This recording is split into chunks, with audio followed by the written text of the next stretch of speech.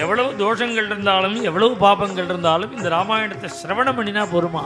எத்தனை பாபம் மலமலையா பண்ணியிருந்தாலும் பாபகிணம் பாபத்தெல்லாம் போக்கும். கேட்க கேட்க புண்ணியம்ங்கிற மகா புண்ணியம். அது மாத்திரமில்லை, இந்த ராமாயணம் வேதைச்ச சம்மிதம், அப்படியே வேதங்கள் முழுக்க நிரம்பி இருக்கான். ராமாயணம்னாலே வேதம்ங்கிறார்.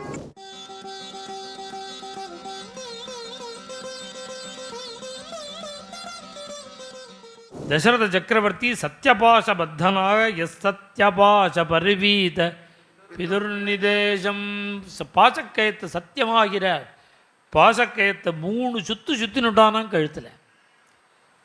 ராமனை பிரியபுத்திரான ராமனை காட்டுக்கு அனுப்புறதுக்கு அனுமதி கொடுக்க, சுவாமியும் பிதிர்வாக்கிய பரிபாலனங்கிற தர்மத்துக்காக காட்டுக்கு வர, சுவாமியினுடைய விரிவு தாங்க முடியாமல் தசரத சக்கரவர்த்தி காலமாக பரதன் தசரதனுக்கு செய்ய வேண்டிய கர்மாக்கள் எல்லாம் பண்ணிவிட்டு பட்டாபிஷேக சம்பாரங்களை எடுத்துட்டு சித்திரகூடத்துக்கு சுவாமியை தரிசனம் பண்ண, சுவாமியும் பரதனுக்கு தர்மங்களெல்லாம் உபதேசம் பண்ணிட்டு தன்னுடைய திவ்யமான பாதுகைகளை அனுகிரகம் பண்ணி கொடுக்க, பரதன் பாதுகான்யஸ்த ராஜ்யனா பாதுகைக்கு பட்டாபிஷேகம் பண்ணி அதுக்கு அதீனனாக இருந்து ராஜ்ய பரிபாலனை பண்ணிட்டு வர, சுவாமி ஒவ்வொரு ரிஷிகளுடைய ஆசிரமமாக அயோத்தியா காண்ட கடைசியிலேருந்து ஆரம்பித்தா ஆரண்ய காண்டம் முழுவதும் ரிஷி மண்டலங்களுக்கு நடுப்பில் பகவான் இருந்து பல ரிஷிகளுடைய அனுகிரகத்துக்கு ஆசீர்வாதத்துக்கு பாத்திரமாகி பகவான் பஞ்சவடியில் வசிச்சுட்டு இருக்கும்பொழுது ராவண சகோதரியான சூர்பனக சுவாமிகிட்ட ஆசைப்பட இளைய பெருமாள் விரூபகரணம் பண்ண, ராவணன் சூர்பனகனுடைய வார்த்தையை கேட்டு மாரீச்ச சகாயத்தினால ஜெகன்மாதாவை அபகரிச்சுன்னு போக, அசோகவனத்தில் கொண்டு போய் வைக்க, சுவாமியும் சீதையை தேடிண்டு வரும்பொழுது ஒவ்வொரு இடமா சீதையை தேடின்னு வரும்போது ஜட்டாயுக்கு சொர்க்கதி, ஜட்டாயுக்கு மோட்சத்தை வாரி வழங்கினார், கபந்தனுக்கு சொர்க்கதி.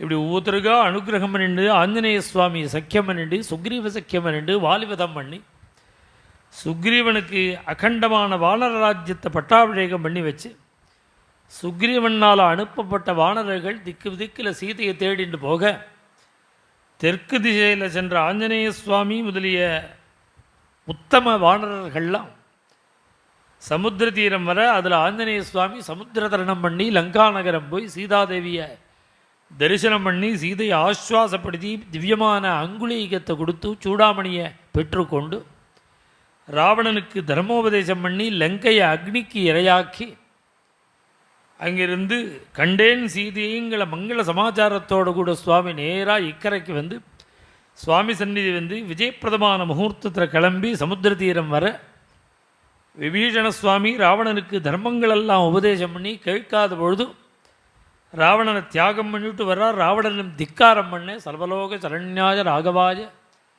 மகாத்மனேன்னு சுவாமியினுடைய சன்னிதானம் சரணாகதி பண்ண, பரிச்சக்தா மயாலங்கான்னு சுவாமி உடனே அவனுடைய சரணாகதியை ஏற்றுக்கொண்டு அக்கறையில் உள்ள லங்கா ராஜ்யத்தை இக்கரையிலேயே பட்டாபிஷேகம் பண்ணி வச்சு, சேதுவந்தம் பண்ணி சமுத்திர தரணம் பண்ணி லங்கைக்கு யுத்தம் ஆரம்பித்து ராவணனை சமூலமாக நிகிரகம் பண்ணி வதம் பண்ணி சீதாலாபத்தை அடைஞ்சு புஷ்பக விமானத்தில் சேவி அழைச்சிண்டு நேராக அயோத்திக்கு மனு மாந்தாதாதிகள்லாம் எந்த சிம்மாசனத்தில் உட்கார்ந்துட்டாலும் அதே சிம்மாசனத்தை சுவாமி உட்கார வசிஷ்டாச்சாரியால் சாம்ராஜ்ய விதி பிரகாரம் பட்டாபிஷேகம் பண்ணினார்கள். சாம்ராஜ்ய பட்டாபிஷேகம் சொல்லி இது ஒரு ராமாயணம். இந்த ராமாயணத்துக்கு சங்கேப ராமாயணம்னு பேர், சுருக்கமான ஒரு ராமாயணம். இது ராமாயணத்தினுடைய முதல் சர்க்கம். ராமாயணம் முழுக்க பாராயணம் பண்ண முடியாதவா இதை தினமும் பண்ணிட்டு வரலாம். இதில் ராமாயணம் முழுக்க வந்துடும். பட்டாபிஷேகம் பரியந்தம் அதுக்கு மேலே ஒரு பலஸ்ருதி சொல்கிறார். இதம் பவித்ரம் பாபக்னம் புண்ணியம் வேதைஷ்ட சம்ஹிதம் எப்படேத்ராமச்சரிதம் சர்வபாபைः பிரமுச்யதே. இதுக்கு ஒரு பலஸ்ருதி. இந்த சங்கேப ராமாயணம் சிரவணம் பண்ணினா என்னென்னா, இதம் பவித்ரம், ரொம்ப பவித்திரமானது. பவித்திரம்னா என்னன்னா நம்மளை சுத்தி பண்ணுறதுக்கு பவித்திரம். நம்மளை சுத்தமாக ஆக்கக்கூடியதுக்கு, அந்நிய வஸ்துவெல்லாம் சுத்தம் பண்ணக்கூடியதுக்கு பவித்திரம்னு பேர். இதம் பவித்திரம். எவ்வளவு பெரிய பாப்பியாக இருந்தாலும், எவ்வளவு தோஷங்கள் இருந்தாலும், எவ்வளவு பாபங்கள் இருந்தாலும் இந்த ராமாயணத்தை சிரவணம் பண்ணினா போருமா, அது பவித்திரமாக்கிடுமா நம்மளை. இதம் பவித்திரம். எத்தனை பாபம் மலமலையாக பண்ணியிருந்தாலும் பாபக்னம், பாபத்தெல்லாம் போக்கும். புண்ணியம், கேட்க கேட்க புண்ணியம்ங்கிற மகா புண்ணியம். ஒரு 10 ரூபா தர்மம் பண்ணினாதான் புண்ணியம், சரீரத்தை வருத்தி காரியம் பண்ணினாதான் புண்ணியம் அப்படின்னது போக, ஆனந்தமாக காது கொடுத்து 1 மணி நேரம் கேட்டாலே புண்ணியம்ங்கிறார். புண்ணியம். அது மாத்திரமில்லை, இந்த ராமாயணம் வேதைச்ச சம்மிதம், அப்படியே வேதங்கள் முழுக்க நிரம்பி இருக்கான் ராமாயணத்தில். ராமாயணம்னாலே வேதம்ங்கிறார். அதனால தானே வேதா பிராச்சேதசாதாசீத் சாட்சாத் ராமாயணாத்மனா.